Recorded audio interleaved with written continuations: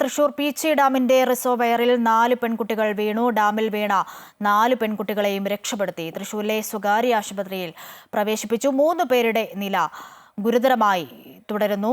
കൂടുതൽ വിവരങ്ങളുമായി ഹരീഷ് നാരായണൻ കൂടി ചേരുന്നുണ്ട് തൃശൂരിൽ നിന്നും. ഹരീഷ്, ഈ 3 പേരുടെ ആരോഗ്യനില എങ്ങനെയുണ്ട്? വിവരങ്ങൾ. അശ്വതി, നിലവിൽ ഇവരുടെ ആരോഗ്യനിലയിൽ നേരിയ മാറ്റമുണ്ട് എന്നാണ് ഇപ്പോൾ ആശുപത്രി അധികൃതർ പറയുന്നത്. അതായത് 3 പേരുടെയും ആരോഗ്യസ്ഥിതിയിൽ നേരിയ പുരോഗതി ഉണ്ട് എന്നാണ് ഇപ്പോൾ ജൂബിലി മിഷൻ അധികൃതർ അറിയിക്കുന്നത്. ഇവരെ കൊണ്ടുവരുന്ന സമയത്ത് ഇവരുടെ പൾസ് നോർമൽ ആയിരുന്നില്ല. പക്ഷേ ഇപ്പോൾ പൾസ് നോർമൽ ആയത് പ്രതീക്ഷയ്ക്ക് വകവെക്കുന്നു എന്നാണ് ഈ ഒരു ആശുപത്രി അധികൃതർ പറയുന്നത്. മാത്രമല്ല, മുതിർന്ന ഡോക്ടർമാരെ അടക്കം ആശുപത്രിയിലേക്ക് വിളിച്ചു വരുത്തിയിട്ടുണ്ട്.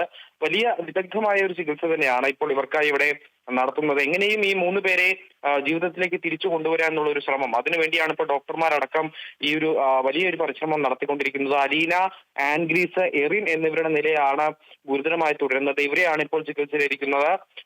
മറ്റ് ഉണ്ടായിരുന്ന ആ കുട്ടി ഇപ്പോൾ ഈ ഗുരുതരമായിട്ടുള്ള ഒരു നില അത് തരണം ചെയ്തു എന്നാണ് ആശുപത്രി അധികൃതർ അറിയിക്കുന്നത്. പീച്ചി പള്ളിയിൽ പെരുന്നാളിനെത്തിയതായിരുന്നു നാല് പെൺകുട്ടികളും.